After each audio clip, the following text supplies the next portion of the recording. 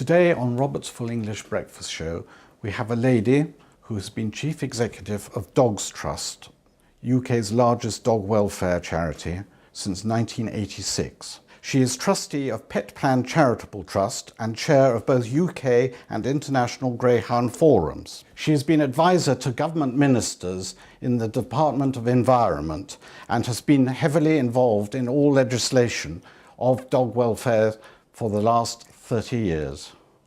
In 2003, she was awarded the OBE for her works with animal welfare. I'm absolutely thrilled to introduce the inspirational Clarissa Baldwin. Clarissa, thank you very much for giving up some very valuable time, because I know you start very early in the mornings. What time do you start in the mornings? Good morning, Robert. Thank you so much for inviting me in for that very generous introduction. I love the early mornings, and I'm usually at my desk by about 6 o'clock. I can get quite a lot of work done before others arrive. But yes, I enjoy that part of the day very much. So where did it all start? Because you were a model, weren't you, to begin with? I did. I started life as a fashion model. I went on to do a bit of journalism, and then I went into PR.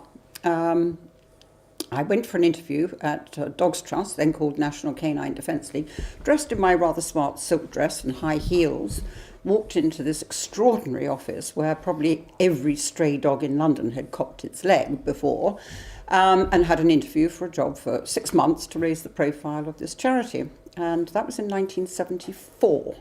So here we are, nearly 40 years on, and it's been quite a long-term short contract, I think.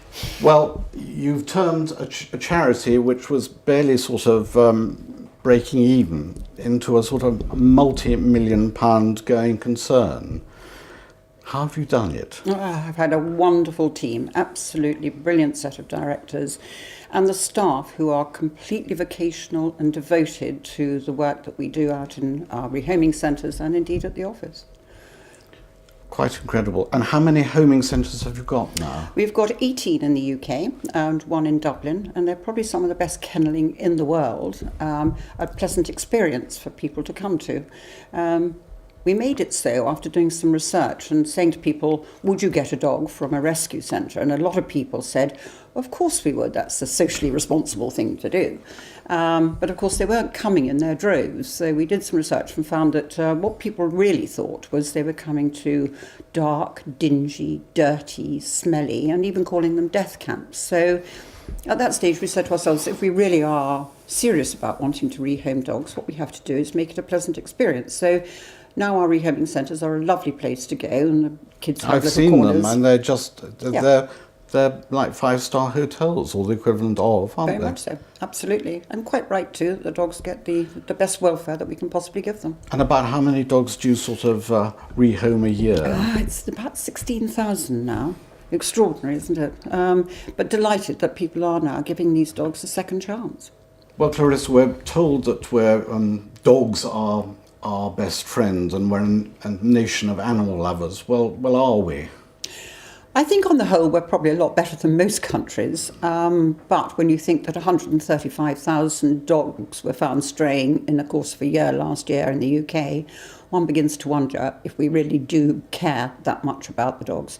There are something like 8.2 million dogs in the UK, so 135,000 is a small percentage. However, it's still a lot of dogs to have been bought and then discarded. We come on to really what you're world famous for, the line. Can you tell me what it is? I guess you're referring... and tell me how it happened. I guess you're referring to A Dog is for Life, not just for Christmas. It was at the time when I was PR for Dogs Trust, and we had no money. The trustees came to me and said, come on, think of something that isn't expensive, that actually encapsulates what we're trying to tell people, how we're trying to educate them. And so I went home that night with a bottle of wine, I think maybe 1 or 2, and a husband and 2 daughters at the time, and we racked our brains and came up with about 6 or 7 little alternatives to that, and went back to the trustees, and that they chose The Dog is for Life, not just for Christmas. That's something like 34 years ago. And we're coming up to Christmas, so it's very apt and right. We're doing this now, sort of thing. Has anyone ever tried to steal it? Or? Oh, frequently. yes. And I hope you have words. We certainly do. Some are very cheeky and just go off and do it. I think this year we've already got Tesco's insurances for life, not just for Christmas. But naughty Tesco's. Naughty, very. Well, I think Tesco's can jolly well make a donation, please. Thank you. Yeah. Because on a parallel, a couple of years ago, Marks and Spencer's asked us if they could use our slogan, "A bag is for life, not just for Christmas," and they gave us a very generous donation. So yes, but it's been stolen. A Brussels sprout is for life, not just for Christmas. Rabbits are for life, not just for Easter, I think. A penny is for life. I mean, all sorts of things for life, not just for Christmas. Which in a way is quite encouraging, but it does devalue the actual message that we're trying to put across. Celebrities play quite a big part, and you've got some sort of very big hitting names. Well, who supports Dog Trust? Jilly Cooper, Twiggy. Yes. What do you say to celebrities who walk around with a handbag with a little dog in it? I would say, and we have said in publicity, dogs have 4 legs. They'd rather be on the ground walking rather than pushed into a handbag. Why buy something that is a sentient creature to add to your fashion accessories?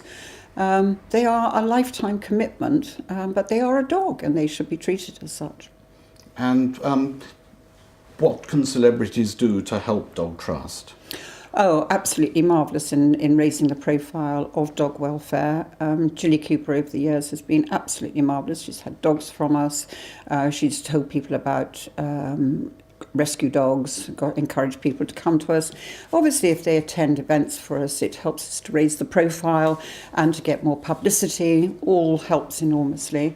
We've got Eamon Holmes and Ruth Langford now, who've recently joined us. Eamon had a dog from us just about 18 months ago, a real wonderful dog lover, and he promotes us wherever he can. So we're extremely fortunate in the celebrities that have come along with us. And what about people who do get a dog? Do you advise them about training and training of a dog? Very much so. Anybody that comes to us to get a dog, it takes about 2 or 3 weeks before they can actually take the dog home. Obviously, every dog before it goes out is neutered, it's vaccinated, it's microchipped, and people have to come to a pre-adoption talk with us. So we give them the lowdown on what to expect from a rescue dog and their particular dog that they've chosen, and the things to do immediately they get a dog. Training is very, very important. It's one of the reasons why people give up their dogs, because they haven't trained them. Dogs become a nuisance, out it goes. It's quite extraordinary that it still goes on, sort of thing. But you're now going around the world. What ventures are you forging around the world? It was an interesting one. About 1996, the trustee said to me, "What about trying to help people abroad?" And they sent me off on a little jaunt to Poland, Hungary, and the Czech Republic. And I came back and I was scratching my head. You know, there's huge problems, particularly in Central and Eastern Europe. And I thought perhaps the best thing to do was to organise a conference and have it centrally in Europe and try and encourage people to come to it. The first one, I think we had about 100 delegates from about 20 different countries.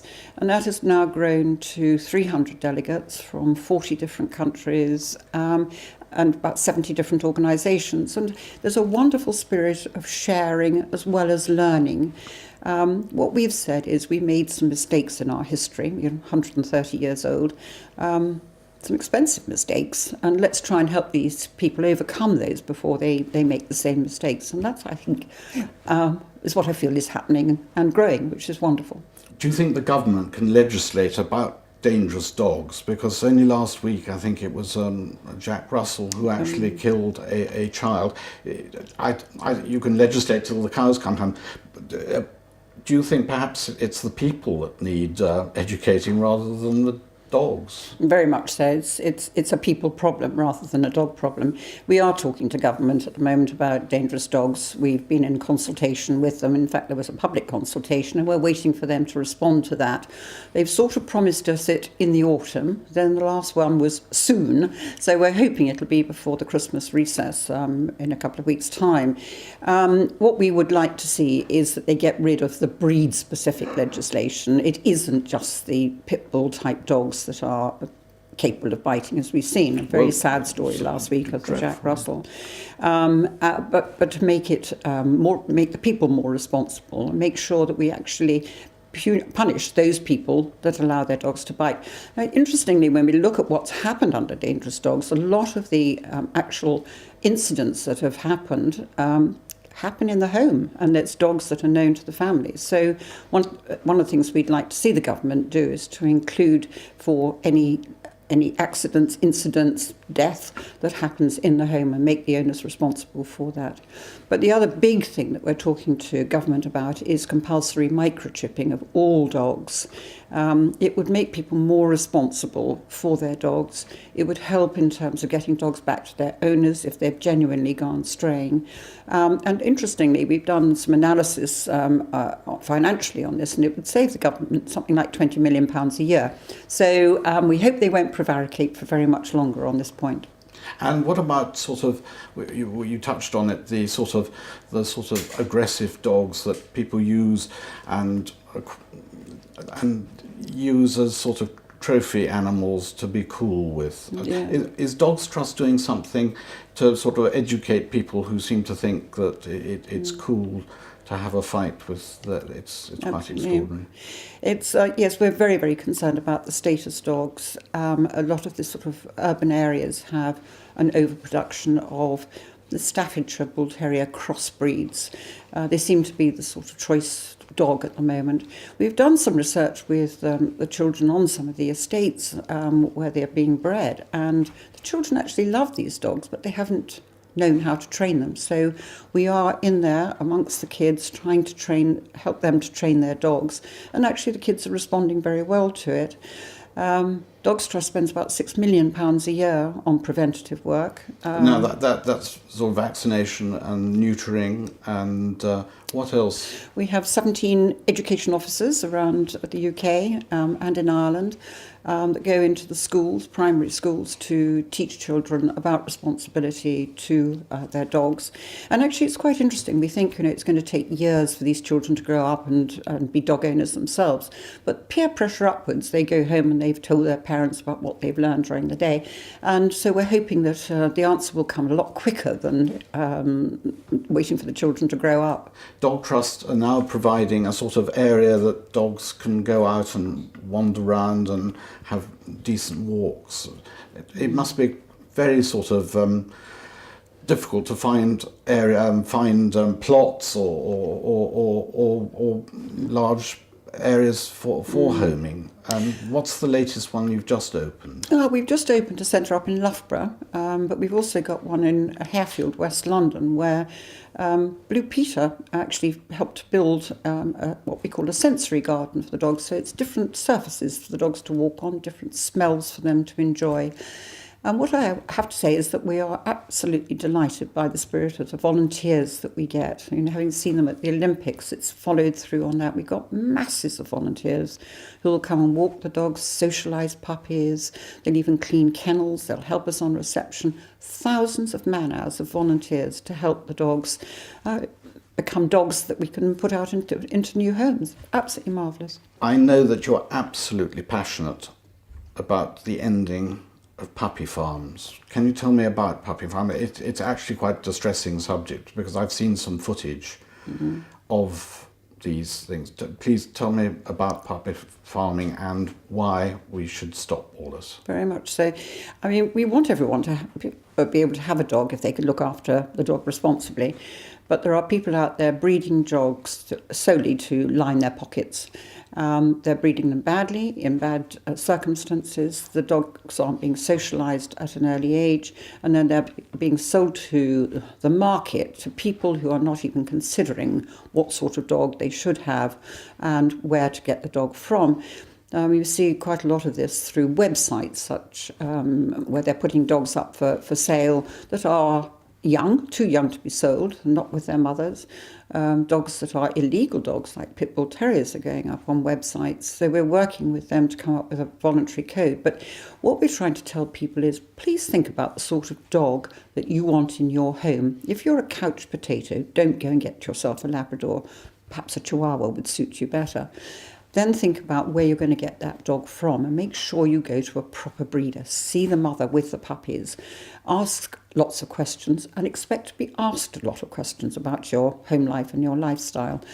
Please, let's try not to fuel the pockets of these puppy farmers and allow them to continue. Because, as your slogan goes, a dog's for life, not for Christmas. So, I mean, how long is a dog's life? I mean, it can be, 17 years? It can be, for the smaller breeds, it can be 16, 17 years, probably on average about 12. Some of the larger breeds, sadly, go to about 8 or 9 years of age. But a lot of these puppy farm dogs, of course, go very early. They find that they've got parvovirus, or they have some sort of really life-threatening injury that they simply can't mend. So it is worth doing a lot of homework and choosing very carefully where you buy your dog. And you have been saying in recent years that dogs are good for humans, health-wise. Very much so. I mean, I think from getting us up in the morning and making us go out for a walk, particularly perhaps old people, single people, gets them to talk to other people, very good for them. But right through to helping people with heart disease. We teamed up with Harefield Heart Hospital recently and got patients to come and walk dogs, and it's lowered their blood pressure, all sorts of wonderful things. I mean, we often see guide dogs for the blind, hearing dogs for the deaf, dogs that help disabled people, all sorts of things. And the other day I was very touched by listening to somebody speaking about how dogs sniff out cancer now. There is no end to the brilliance of what dogs do for humans. Absolutely. Well, I've got a bit of a confession to make, because I know you said that perhaps it turns people's lives around for an elderly person who can be very depressed. And my mother had a dog, and I'm afraid she admitted this. I'm sorry, Mother, saying this, but she's no longer with us. But she, when her dog died, she said she was more bereft than when my father died. I think that so often happens. I guess that statistically wise, women tend to live longer, and so therefore they're on their own for longer, and they rely upon their dog for wonderful companionship and love and protection and everything else. And I think they do feel it very keenly when a dog goes. I know I'm not quite that old yet, perhaps, but when my dog died a couple of years ago, I said, never again, can't bear to go through the pain. Of course, one will, but yeah, it's a very sad day when they go.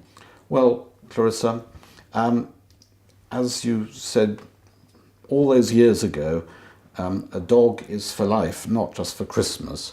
And when we have guests on Robert's Full English Breakfast Show, we always like to give them something. Well, I think I'd just like to make a little example of, if you're giving something for Christmas, don't give a dog, give a present. Clarissa, thank you very much indeed for coming on Robert's Full English Breakfast Show. Oh, it was simply lovely. Thank you so much. I think it's got treats on it here, so Fabulous. That's what I thought. Treats for the dogs. Dog. Fabulous. Thank you very much indeed, Robert. Thank you, Clarissa.